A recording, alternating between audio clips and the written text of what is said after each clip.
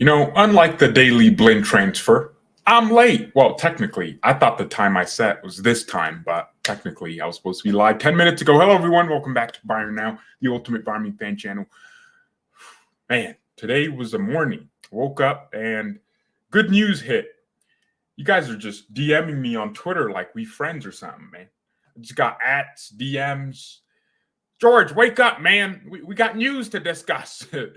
Yeah, Daley Blinn has been signed by Bayern Munich. And you know what the funny thing is? A few weeks ago, someone made this comment. We should sign Daley Blinn. He's a free transfer or something. And look at where we're at. He had a contract for Ajax for a few more months. It was going to expire in the summer, and then he'd be a free transfer. But he terminated his contract, mutual termination with Ajax, and Bayern decided to get him. Come on, this guy can play left back, left center back. He's basically Lucas Hernandez with no pace, but he's really good on the ball and very composed. He fits into our philosophy with how we play. He's the definition of intelligence, no pace, right? He's not going to be tracking no one back, that's for sure. So he's just going to be on the bench. And according to Plettenberg here, during the talks, he expressed his desire to join Bayern and win titles. He's aware of his role as a backup and wouldn't complain about sitting on the bench. This is a great transfer for Daley Blinn and Bayern. Lucas Hernandez being out means we need someone who can play as a hybrid left center back and a left back. He can play left back. This guy starts for his national team. We're talking about the Netherlands here, right? A lot of managers rate him. Now, at Manchester United, he had a track record of picking up injuries, just ACLs, knees, just busting up everything, right? He was busting up more than a teenager with lotion. So now, no more ankle injuries. So over the last 4 seasons, he really changed and became a really good player. If you guys remember, he had that heart thing at Ajax, and then that's never been an issue again. He picks up a few injuries, a few knocks here and there, but nothing major. And he's starting a lot of games. You look at his record, he's starting most of Ajax's games. He's starting for his national team. He started, most of their games. So this guy, man, Daley Blinn is a perfect signing, in my opinion. I think he is smart, and this is a good transfer from Brazo Salihamidzic. Because what's the drawback? What's the negative thing here? We get to keep this guy for 5 months and he can go, or we extend his contract in the next 5 months, right, in this time period for an extra year, and then we sell him for a fee. There's no negative here. He's only 32, which in the modern game for a defender is still kind of young, right? Look at Chiellini. He could be like a Chiellini or something. Well, he's not going to be Chiellini. You guys know what I'm talking about. He's a nice little 5'11", almost 6-foot player with very good athletic build. He's not going to be explosive. He doesn't have that pace for recovery, but he is really intelligent, and he's going to add experience to our back line, and he's also going to help out, Gravenberch with integrating into our team. It might help. You might look and see Daley Blinn, his teammate from Ajax, and Daley, and it might make him fight harder. I don't know. I'm not a psychologist, but I can say it might be good to have Daley Blinn and Daley. And now we're building a Dutch core again. It feels great. Last time we had a good Dutch player was Ian Robben. Now we have 3, or 2.5, because Daley Blinn ain't going to be here for a while. So it's a good signing. I'm actually happy with this one. I know a lot of you wanted Bona Solskjaer as a backup left back. I saw that as well. I thought he was a good option, but this one's good too. I have nothing to say that's bad about this. I actually enjoy this. I think we're going to have a lot of fun with Daley Blinn. I think he's going to add a lot to our team. Maybe not the ability, right? That's not what we're worried about. We're worried about the depth, and it's good that Brazo went out and did this early on into the transfer window. Because imagine if we were talking about Daley Blinn to Bayern for 2 weeks and then, we linked to him. Bro, we were linked to him 2 seconds and we signed him. For once in our lives, man. For once, dude. So I'm happy with this. This is a good signing. Hey, the players are back, man. The players are back. I saw Davies. I saw Musiala came back, I think, 2 days ago. So the team is back. They're flying to Qatar. Is that tomorrow or today? I think it's tomorrow. Yeah, they're flying to Doha, and Oliver Kahn's going with them to negotiate our deal with Qatar Airways. So that should be interesting. You guys already know my position on Qatar Airways. I think we should read. Bro, who's gonna give us 25 million to be a sleeve sponsor? Nah, take the money. Also, there's some updates on Jan Sommer. Gladbach want a fee that's high. 5 million is a lot for a player whose contract expires in 5 months and he's 34. But I understand from their perspective, they want money to replace him. But they would have never gotten that money if he moved away for free. If Neuer was fit this day, they wouldn't get that money. So I'm hoping they just, lower their expectations. You know what I'm saying? Yeah. So Gladbach is an interesting case. So Sommer's departure in summer as a free agent would be the worst case scenario for Gladbach, and Bayern won't pay a price like 10 million. We have to get a 2 million deal going. Also, Daley, by the way, he's getting paid like 2 million a year. So if you think about it, if he starts a few games here, and it's actually worth it. It's unlike that bum signing Bonasar we made, unlike that bum we signed. So I'm happy with this. It's good, right? Fabrizio Romano says his medicals and documents completed today as a new Bayern player on a 6-month deal. There will be no option for another year included in the contract. A possible extension will be discussed again in the summer. I don't know why we wouldn't just say we'd keep you for an extra year. This is the definition of a stopgap signing. But here's the thing. Daley is clearly just accepting this. And, bro, I like it. I like a player sometimes. Sometimes I want a player that's ambitious. Oh, I can stay here. He knows he's 32, and he knows he has no pace. He knows, he has his career basically ending. He knows the injuries he's gone through. And he knows the older he gets, the more injury susceptible he becomes. So he's willing to take a few trophies as long as with a shorter term contract, knowing he could still go to a decent club, like an Aston Villa or I don't know, Newcastle. Dude, they could sign him. He could be a good backup player. He's really good. We're talking about a starter for Ajax and Holland becoming a backup player at Bayern. This guy improves our bench. He's a better left back than Stanisic. He's a better left back than Pavard. Do you get my point? Like he's a better option all around.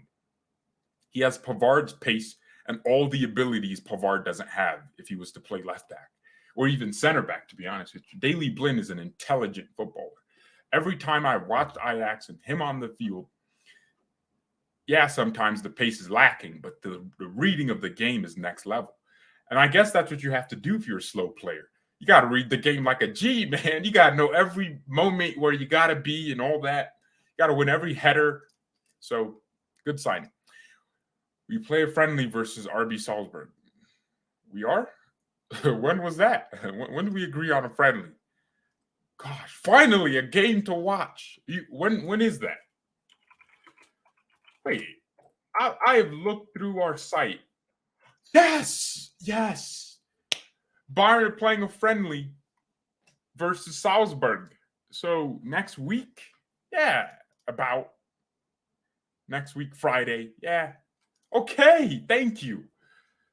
Gosh, okay, that's good. Salzburg, that's going to be a good, tough test. Playing their sister before we actually play Leipzig. So playing Leipzig's sister, man. Then we play the Big Dons. Okay. Yeah, Bayern confirmed the signing to Sport 1. Yeah, man, he's flexible. Oh, he knows German? Why would he know German? Well, I know Dutch is similar to German, but I never lived in Germany. He was at Manchester United. He was at Ajax. Why would he know German? Why would they? Let me check the clubs he played. Yeah, man. Oh, he actually played for Robin's old club, Groningen. So, boom. Think about how good and how highly rated Ajax rate Daley Blind. He was at Man United, or they sold him to United in 2014 for almost 18 million. And then, after all his injuries, 4 years later, they spent 16 million on him. So Ajax still rated him, and he still thought that's Ajax. For Ajax, 16 million is like 40 million for them. So that's a lot of money they spend on the same player to bring him back after all his problems. Then he comes back and has been with them for like five years now, or almost 6. So yeah, man, this is a good signing for us. I think it's a smart one. It's a smart buy, bringing him in like this. He's going to help. He's only going to help our back line. He's only going to. There's nothing negative about this, because if we don't like him, he's going anyways, right? And if we do like him, he can stay an extra year. It's not like Bonasar where he gets a 3-year deal and gosh, man, I still want to kill myself, man. Bonasar's still in my club. Is he injured or fit? Please be injured. Fingers crossed. 20. It was actually 4 years. We signed this prick. Bonasar is going to be in my club for an extra. Oh gosh. Bonasar is going to be in my club for an extra 6 years or 4 years, 2 years. Oh man, this guy's finna kill me, man. Bonasar is going to kill. He's going to give me a heart attack. I see Barcelona fans are in my chat. Oh, they do learn German in school. That's interesting. I don't know why they do. Wait, the Netherlands. I thought the Netherlands was super close to France, more than Germany. I guess it is.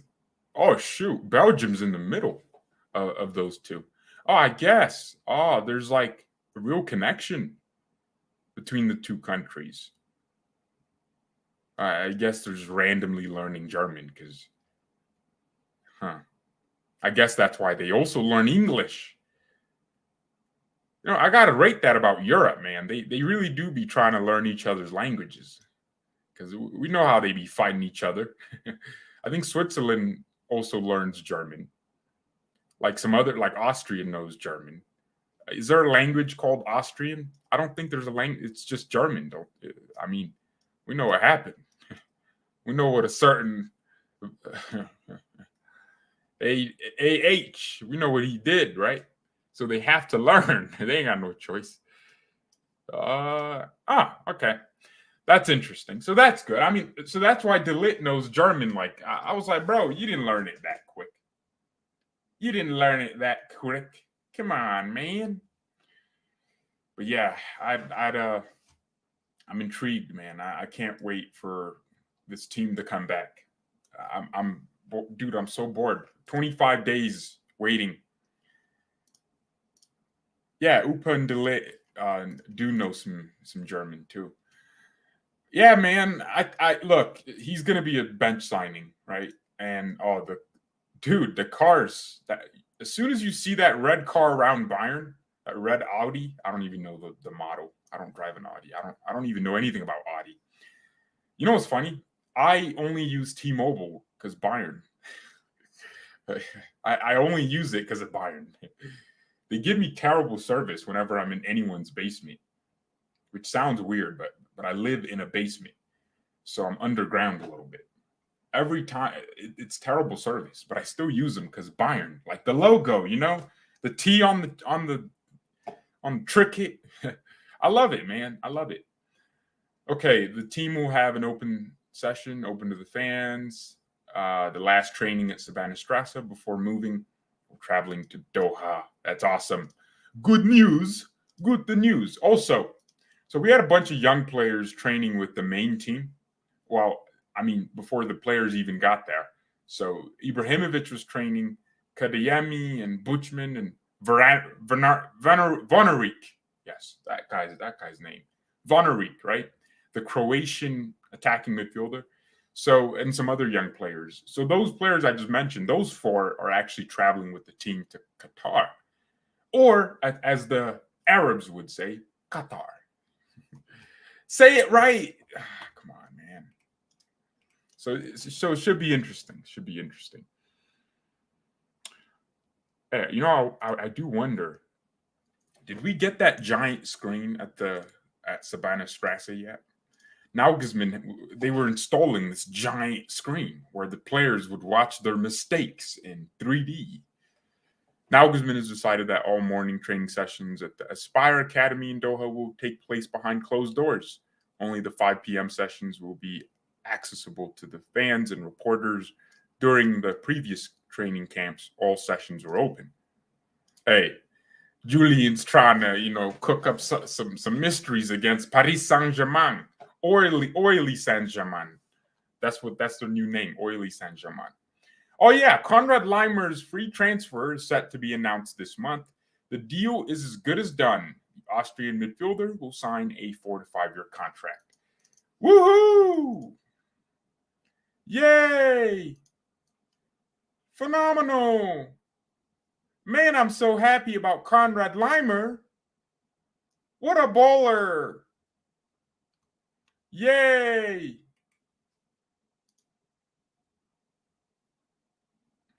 You know what's funny? Look, I'm the one person that knows exactly what Konrad Leimer's ability is. Considering I watch almost every RB Leipzig game. I watch every Frankfurt game, so I know who Kolo Muani is. Y'all don't, all right? Konrad Leimer is the definition of a midfielder that's only good at one thing. Like he doesn't have a spectacular passing ability. His passing range is mid. He can't, dribble through pressure. All he doesn't even break up play like a CDM. He's an attack. He's just a attack the ball merchant. Like he just runs and presses and wins the ball back a lot. Sometimes he'll win it back and not know what to do after. So that's why I'm, less optimistic than some of you in here. By the way, if you haven't hit the like button already, then hit the like button. Maybe an American Eagle drone for the training. Nah, man, we can't have PSG stealing our tactics. I always thought that was weird why clubs hide tactics. Ooh, we don't want anyone to know how we'll set up. Here's my thought.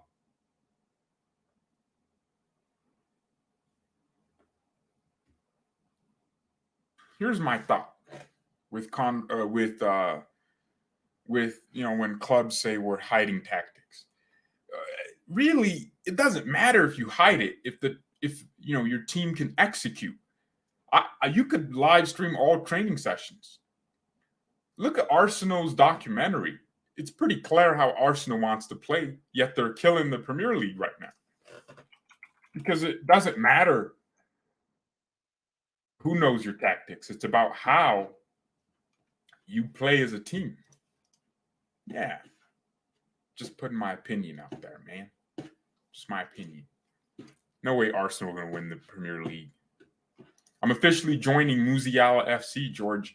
Rhythm is a Barcelona fan. I thought you were trolling. They asked him, Pedri or Musiala, and he said Musiala. And in my opinion, Pedri versus Musiala is a very low IQ debate. If you want to know if someone knows ball, ask them, who's better, Pedri or Musiala? And if they say anyone, and Musiala is better, Pedri's better, they don't know ball. Because first of all, they'll say, well, that's a weird comparison because they're completely different players. They do completely different roles. Pedri is a number 8. Musiala is a forward, right? He's a 10. He's a 7. He's a, the big areas, like in front of the goal kind of player, right? A forward. And that's it. That's where the conversation ends. And Pedri is an 8, dropping deep, switch and play. Musiala has played as an 8. I think Pedri has played as an attacker. But we have discovered that Musiala's goal scoring and his assist and his playmaking in tight areas is way more important to be up the field than playing as a number 8, where he rarely gets to shine as an attacker. And then through Barcelona, they've discovered that Pedri doesn't have the shooting and He doesn't have the close, control to shoot and create chances. So it's better to play him from deep positions where he uses his vision, uses his intelligence, to switch play and to craft chances. Boom! There you go.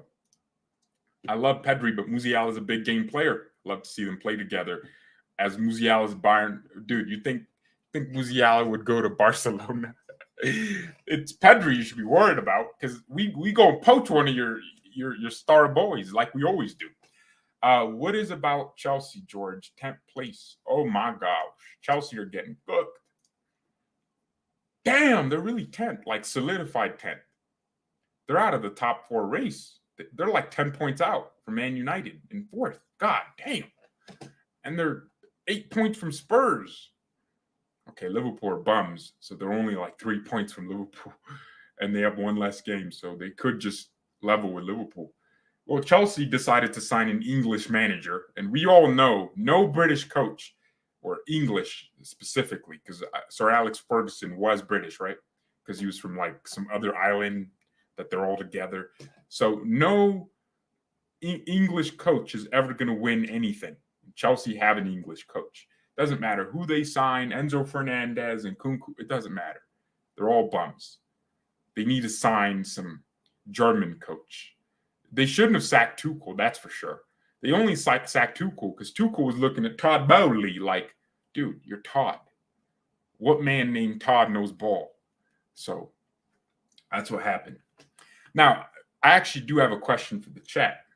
With the addition of Daley, Blin, and Jan Sommer, we have a goalkeeper that I'd argue is world-class, but no one knows about, Jan Sommer. He's going to prove himself in the next 5 months. He's going to show levels. His performances are going to get so much praise. He's going to own Mbappe. He's going to own Messi, all that, right? Do you guys think we can win the Champions League now? Because I know all of you are some freaking downers, man.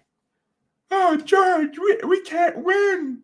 We don't have good players. Oh, gosh, like, come on. Just have some hope. So do you think we can win the Champions League now? He really thinks Musiala will go to Barca. I don't know. Musiala can be great. I have a dream of him and Tell being the best ever Bayern duo. Hey, you guys seen this Tell video that I saw? Matisse Tell's cooking, bro. He's cooking. He's scoring some great goals, dude. I saw a chance he scored with the youth players. Oh, I guess he is a youth player. No. Actually, no. It was first team training today. Yeah, the live stream training. Upamecano. That's who I couldn't see. Lucas Hernandez, Mane, Neuer, and Bonassar will stay in Munich and continue their rehab. I hope Bonassar keeps rehabbing. All right, this goal was... All right, so watch what happens in this goal.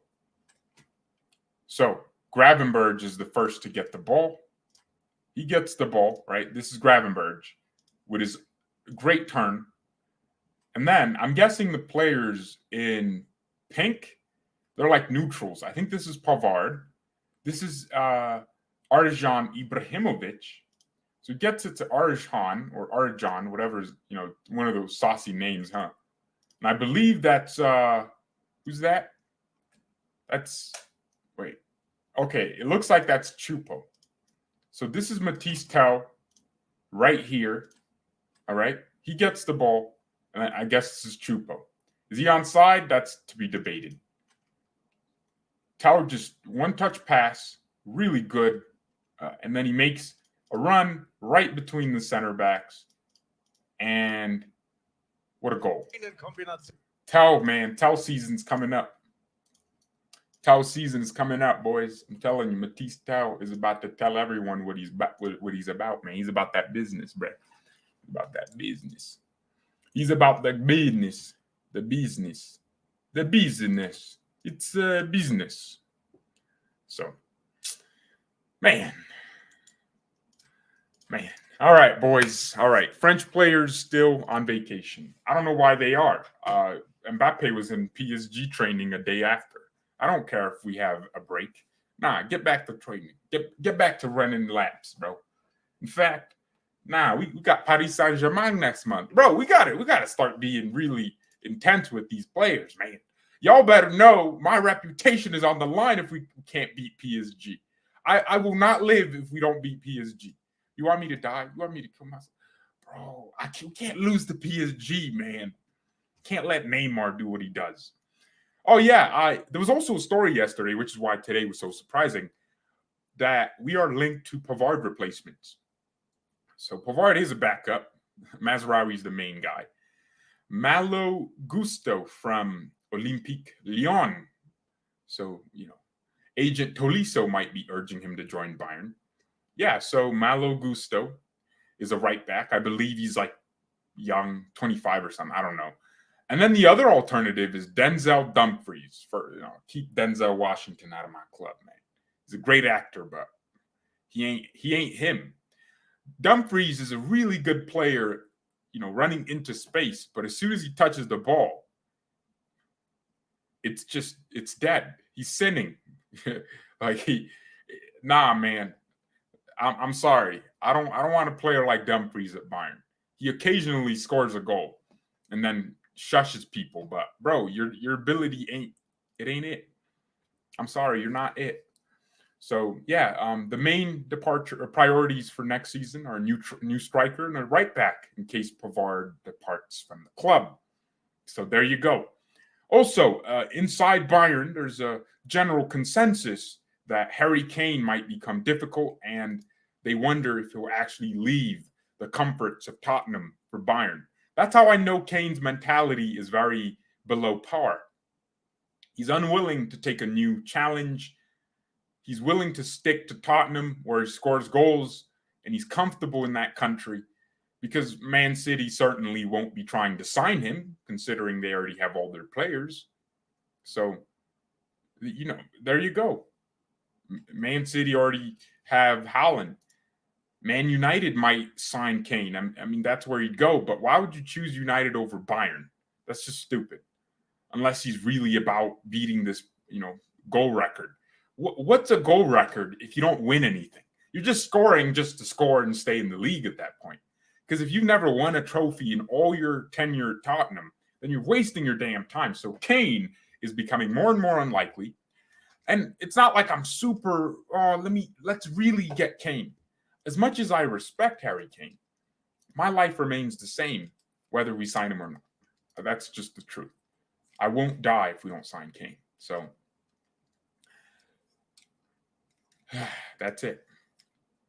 Oh, and then I was going to talk about Randall Colomuani. David Smith says, what go on, George? That's Jamaican for what's going on. Cultured out here, you know what I'm saying? I got that Jamaican in my blood somehow. I don't know. I'm more African, but I don't know where Jamaica would come from. All right. Colomuani, better than Kane. All right. Randall Colomuani, the Frankfurt striker, who, by the way, isn't acting like a striker at Frankfurt. He's playing off of he is, but he's not. He goes out wide a lot. Colomuani, I don't think he's more of a Matisse Tell without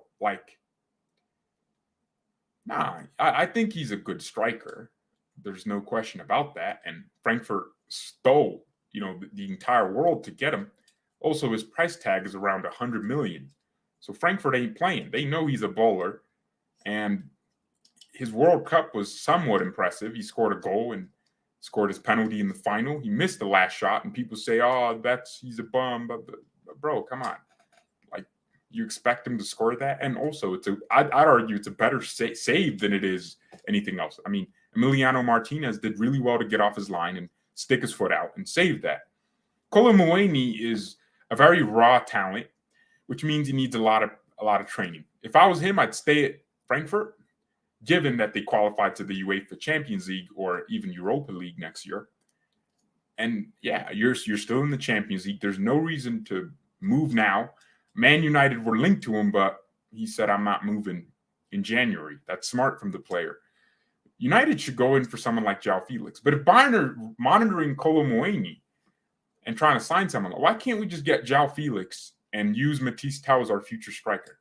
I feel like Tell is being planned to be like a winger hybrid and then eventually a striker.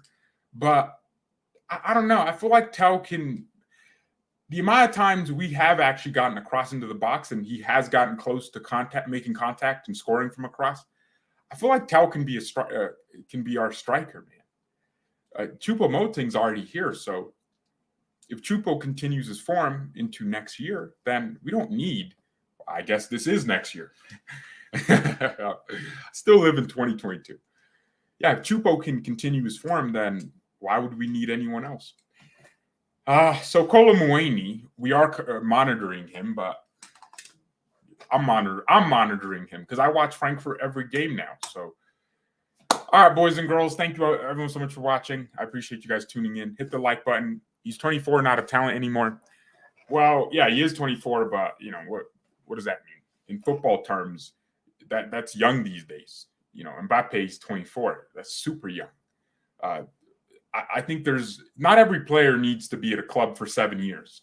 Not every player needs to be, you know, leaving a club by a certain age. He can leave at 26. And Nkunku's leaving at 25 from Leipzig.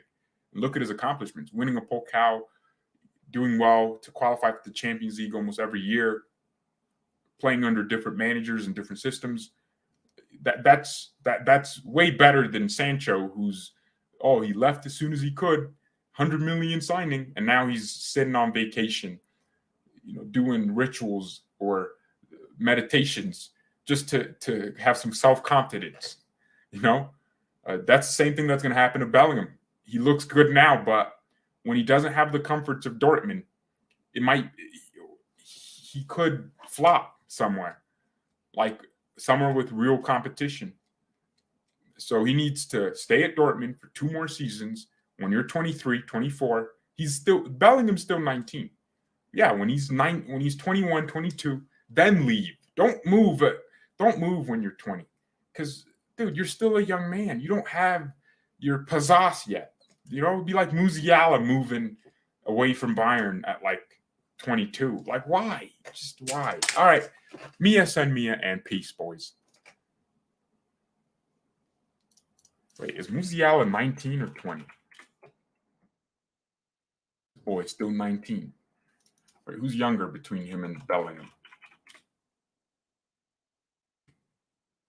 Oh, Bellingham's a city in Washington State. That's funny. I've never heard of that. Bellingham's younger. God damn. Hey, Jamal's turning 20. Oh my gosh. Bellingham's younger by like 5 months. That's crazy. All right, Mia, send me in peace, boys.